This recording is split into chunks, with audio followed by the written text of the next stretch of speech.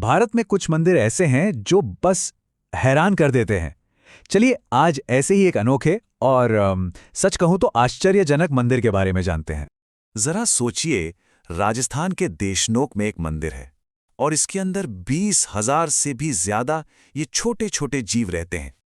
और हाँ, ये कोई आम चूहे नहीं हैं जिन्हें लोग भगाते हैं। नहीं, इन्हें यह पवित्र माना जाता है, इनकी पूजा की जाती है।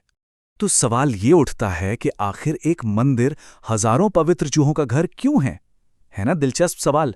इसका जवाब जानने के लिए हमें मंदिर के अंदर चलना होगा, इसकी कहानी को समझना होगा। तो हमारी ये कहानी शुरू होती है राजस्थान के बीकानेर शहर से करीब 30 किलोमीटर दूर।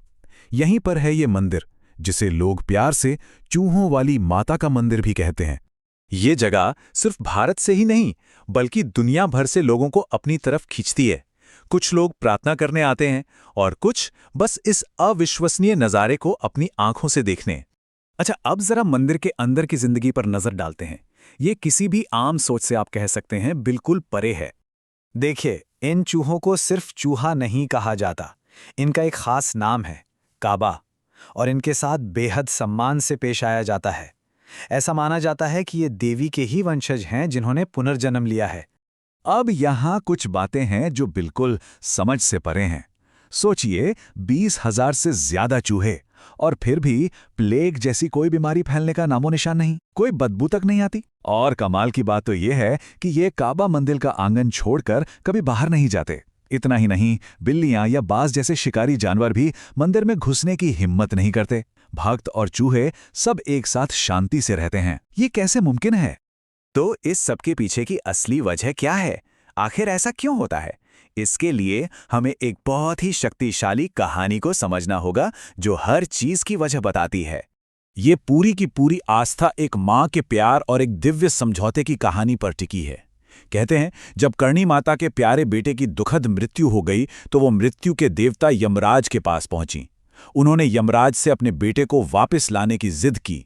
आखिरकार यमराज को उनकी बात माननी पड़ी और उन्होंने ये वरदान दिया कि करणी माता के सभी पुरुष वंशज मरने के बाद इसी मंदिर में चूहों के रूप में फिर से जन्म लेंगे। और यही वो कहानी है, वो मान्यता है जो आज भी मंदिर के अंदर की हर एक प्रथा, हर एक परंपरा को दिशा देती है। जैसा कि वहां एक स्थानीय व्यक्ति बताते हैं, ये काबा हैं, करणी जी के पुत्र वंश हैं।